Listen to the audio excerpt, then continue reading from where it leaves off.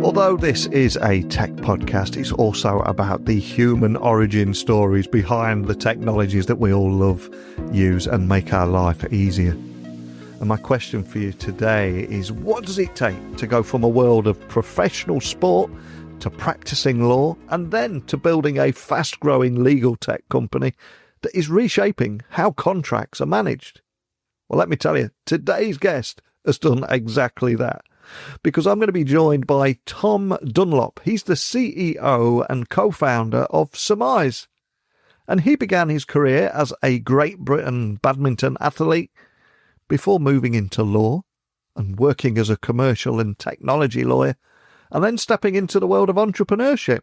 And along the way, he has seen firsthand the frustrations of contract management, and rather than just complain about it like you or I might do, he sat down, used all those insights, and went off and built a platform that cuts through some of that complexity by embedding workflows directly into the tools that lawyers already use. So in our conversation today, Tom will share that exact journey from risk-averse lawyer to startup leader, and talk about why high agency is becoming so important for legal professionals, and how brand building and culture, these things matter just as much as technology in shaping a company's future. But more than anything, we just got a great story behind it all. But enough from me. Let's get Tom onto the podcast now. So a massive warm welcome to the show. Can you tell everyone listening a little about who you are and what you do? Of course. Well, thanks for having me, first of all. So my name is Tom Dunlop. I'm the founder and CEO at a software company called Summize. I guess prior to that as well, I am a lawyer by trade as well for my sins. And Summize, a CLM software, is kind of currently scaling across the UK and US. Well, when I first started this podcast, I think, about 10 years ago now, the legal industry was always one that was accused of being slow to adapt to technological change. I think that has changed now. I think you've largely shaken that off. But I read that you've recently spoken about high agency in legal leadership. So what does that mean in practice, and why is it so important for modern legal teams now? Yeah, I guess like high agency is really around someone who's very action orientated, someone who's very persistent. I guess it's commonly associated with entrepreneurs or business owners, which is kind of where it became, I guess, more glamorized.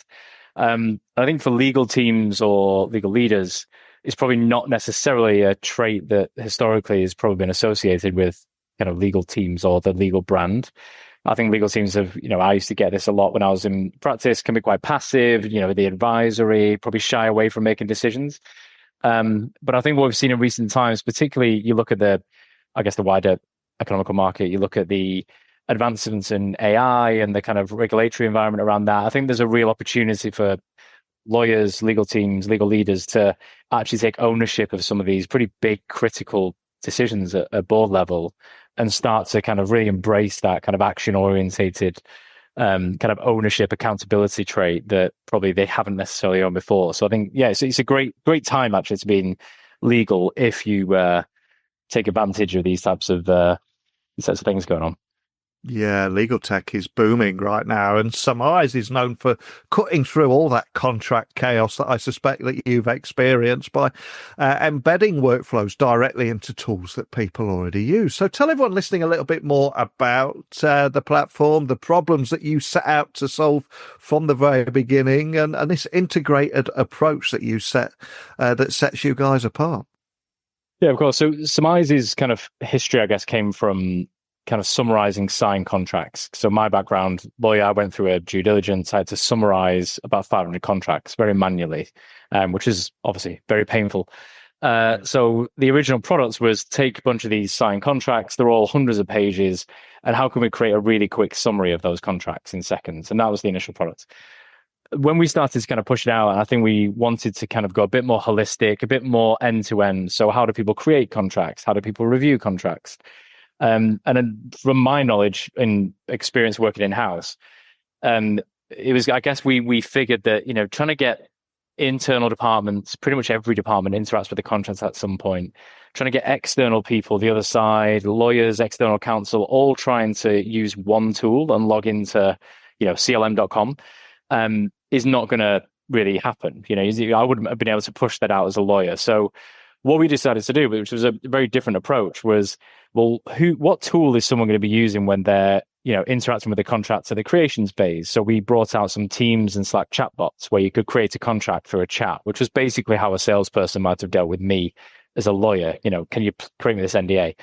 And then we had a Microsoft Word add-in. So lawyers, they won't get out of Word. That is their editor of choice. So we put an add-in into Word and made Microsoft Word much more intelligent by putting our summaries and AI to make the reviews more efficient.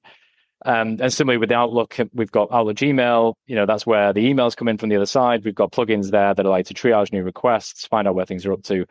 But really what we're trying to do is make sure that no one actually has to go to Summize.com to do their work. They're able to create, review, manage contracts, all basically using the tools that they already are using in the day-to-day workplace. And that's been our ethos since day one. And it's been a really big differentiator for us as we've scaled the business. It's an incredible story here. And I love how you've gone from your experience as a lawyer, maybe your first-hand experience with many of the frustrations and fragmented tools, etc. And from there, you built Summize into this recognizable brand in what many would call a traditional conservative industry, one that used to be slow to adapt to technological change. So I've got to ask, what have you learned about brand building along the way and going from the legal profession or lawyer to founder? What have you learned there? I think one of the biggest things, which, ironically, we're called Summize because we summarize contracts. But I think one of the things I've learned over time is that a brand needs to stand more than just the functionality. It needs to be more than just the product. And I think what we probably did in the early days was really focus our brand or our messaging and everything to do with us around the features that we pushed out. And I think as we started to, get traction, it was actually more customer feedback that kind of told us, oh, you're always bringing out new innovations. You're really innovative. You're disruptive. A lot of it was actually about the personnel they dealt with and was kind of your very consultative brand. You can tell that you felt the pain of contracts. So it was kind of a dawning moment for us where we realized actually our brand is not about the kind of specific features we bring out or even really the product direction. It's more what do people expect when they work with Summize. And I think that became more about what we associated with, which is disruptive, innovative, consultative, those types of words and ways that we work is very much at the core of how we interact with our customers. So that's definitely been the biggest lesson I've learned about the brand. Make it bigger than products and make it more to do with what you actually stand for as a company, what people expect when they come to work with you.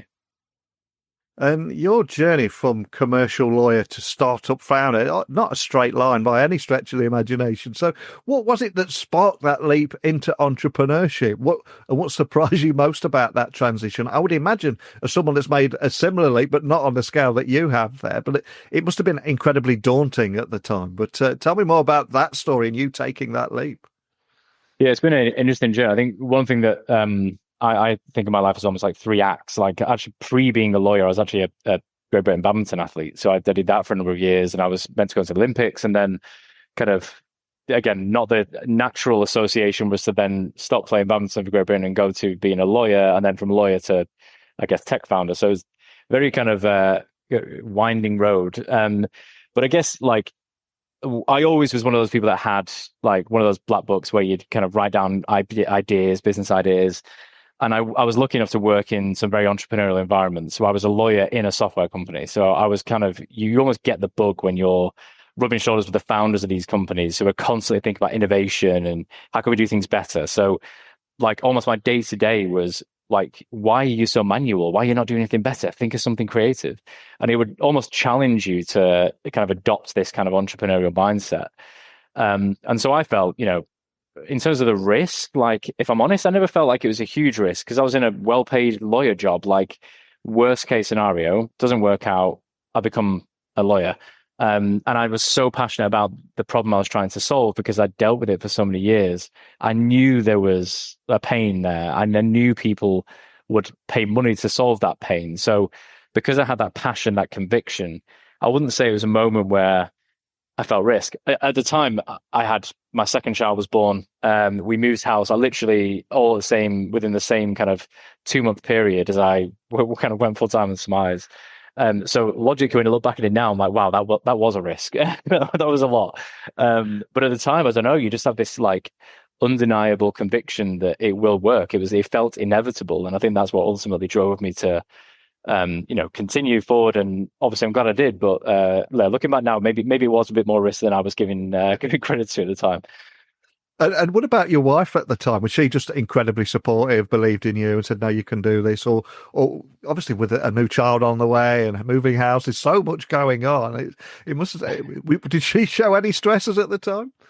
Yeah, I think like extremely supportive. I mean, she knew what she was almost getting into when I've always been a little bit kind of, when I was a lawyer, I stopped playing badminton, but I still played in Geneva in Switzerland for the club on the weekend. And then I tried to do my own startup when I was doing a law school, and it was a comparison site for solicitors. Like, I think she knew roughly what she was getting into. So I don't think even if she wanted to say like, don't, she knew I would probably just try and do it anyway. But yeah, there was moments in the early days where we were kind of looking at this new house, second child. Obviously, she was on maternity leave as well, so I wasn't getting paid fully as well as I was going full time in this. So there was moments when we looked at each other and we were a bit like, this is an interesting time. Plus, COVID happened 9 months after we founded. Yeah. COVID happened, so there was a lot went on in those early days. But we've always said this, like we have like a target as a goal. We work hard and we kind of go after it. So yeah, extremely supportive. That's my memory of it anyway, unless I've repressed any more difficult moments. And we'll have your wife on next week. Yeah, I was going to say, yeah, please don't. Yeah.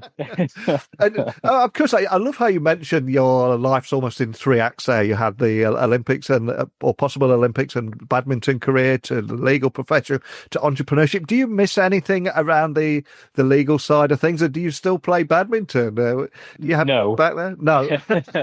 And it was a weird thing where almost when you've competed at such a high level, actually playing kind of socially for that sport isn't enjoyable. Like, because I know what level I used to play at, so it just becomes really frustrating. And I think I enjoy playing other sports, and I love watching my kids go and play sports. But no, I kind of literally went cold turkey. I came home one day from Geneva and I didn't train again. I literally just tried to play a bit of tennis, like played a bit of football, but didn't play any more badminton. I think elements. What was interesting though is that part of my life, and being a lawyer, to be fair, there's so many things that I've taken from that have shaped the culture of the business as well. This kind of marginal gains, like almost you'll do anything just to get a little bit better than your opponent because the margins are so small at the top level. That ultimately that was a big focus of what our culture is about. Like growth mindset is one of our big four values. So it is quite funny to see how the Summize culture is potentially a little bit of a reflection of my backstory and some of the things that I've learned over the years and channeled it into, I guess, creating this culture at Summize. I love that. It's something I hear time and time again after 3,500 interviews on here, that you look back at your past, they're completely different in many ways to what you're doing now, but there are so many synergies that you've taken with you. It's a little bit like the old Steve Jobs quote that you can't join up the dots looking forward, but as you look back, you can see how everything joins up, right? No, 100%. And many lawyers are, by their nature, trained to minimize risk, yet startups require that bold decision-making. So how did you personally navigate that mindset shift from risk-averse lawyer to business builder? Was there a story or a journey there too? Definitely. I mean, I think I would say I've always been slightly more of a a lawyer that didn't necessarily try to focus all the time on risk. And I was in an entrepreneurial environment where, in software companies, it's about how do we get, a deal over the line, for example, rather than I just want to know risk in a heavily regulated environment. So I think I was in the right environment for my type of personality anyway. But there was those moments, particularly in the early days. I mean, we got investment. So I was kind of reviewing the investment docs and the lawyer on my shoulder was kind of saying, do not sign that document. You like, this has got all these things in, like, do not sign that document. But then you kind of sat there in your entrepreneurial kind of, don't worry, is everything optimism state where you're kind of like, yeah, just be quiet, it's fine, we'll get over it. So there's definitely this kind of, I guess, like period of time where I had to really kind of silence that kind of focusing on the risk mindset. But what we'll say about lawyers, and I know ever since, lawyers are really good at asking very good questions and finding out probably a lot of the detail that you need to make a good decision. And I think that skill set has been something which has really helped me, which is I don't just make decisions kind of on the fly without really understanding like what the decision is and getting the full, I guess, the variables, the different things I need to consider before making a decision. The legal background has definitely really helped me almost qualify out before I make a decision. So yeah, I think a lot of skills helped me, but it was definitely a transition period to actually accept risk in decisions when everything in my body was saying, like, don't do it. Oh, love it. It's such a good story. And bringing it back to legal tech, because this is a tech podcast, AI-powered contract lifecycle management is transforming how legal and business teams continue to collaborate. So I'm curious, you're in a unique vantage point here. Where do you see the biggest opportunities for innovation in legal tech over the next few years? What are you seeing here? What excites you? Well, I think for me, it's more around like productizing knowledge. That's a big part of what we're focused on, and it's certainly I believe in a lot. So legal services, I mean, sometimes it gets a bad rep, right? Because you say it's very manual, but it's an advisory service, as in almost like an unfair comparison to fintech. I mean, fintech, if you look at the financial advisory side, that's not actually been automated to a high degree. The financial, very transactional side has been, but that's not legal. Legal is all advisory. So over the years, we've always talked about like, how do we automate this? How do we automate that? But there's only certain things you actually want to automate in the legal process. Some of it is just about access to the right content at the right time or the right knowledge. So something that we're really focused on is, you go to your lawyer at the minute, or you go in-house or to a law firm to basically access their knowledge, right? You don't necessarily go there to certainly pay for their time. That's not what most people want to do, is just to pay to be in the company of a lawyer. It's more to access their knowledge. And we're in a really unique position at the minute where AI and this kind of agentic boom that we're seeing is a great way where you can actually productize knowledge and scale it without having to just charge for the time it takes to deliver it. And that's something that I think will be a huge disruptor of an industry which is already $1 trillion industry today in terms of legal services.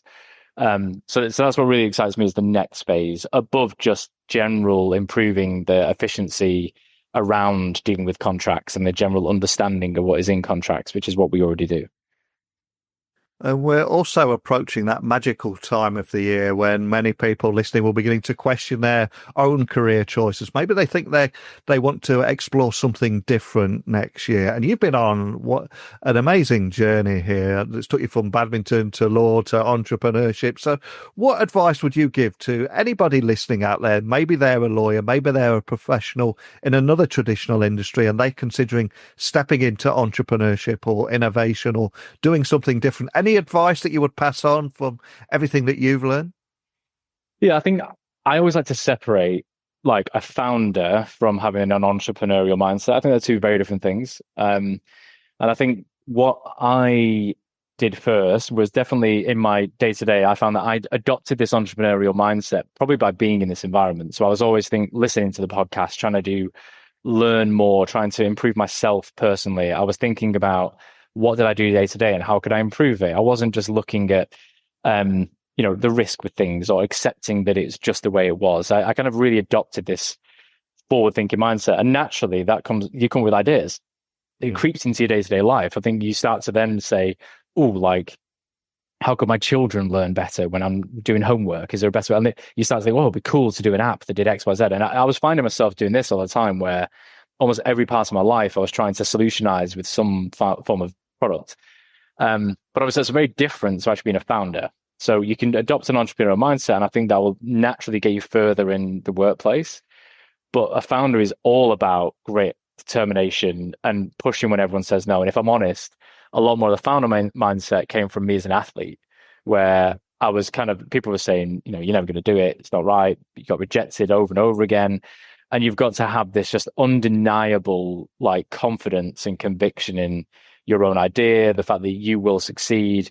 So I think the advice is almost to recognize that they are two different things. One is adopting an entrepreneurial mindset, which I think is good for everybody. Being a founder isn't for everybody. And I think you've got to make a conscious decision whether that is something that you actually want to go down the track of doing.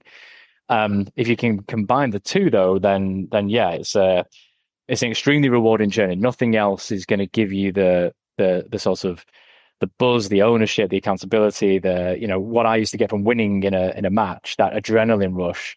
You just can't replicate that unless it's something that you own. And when a deal comes in, I remember in the early days, just someone would pay you, I don't know, £1,000 for your product. You're in disbelief that people are paying money for this product. So there's nothing more rewarding in the end. As I said, man, an incredible story. And I thank you for taking the time to sit down and share it with me and everyone listening around the world. But before I let you go, I'm going to ask you to leave one final gift for everybody.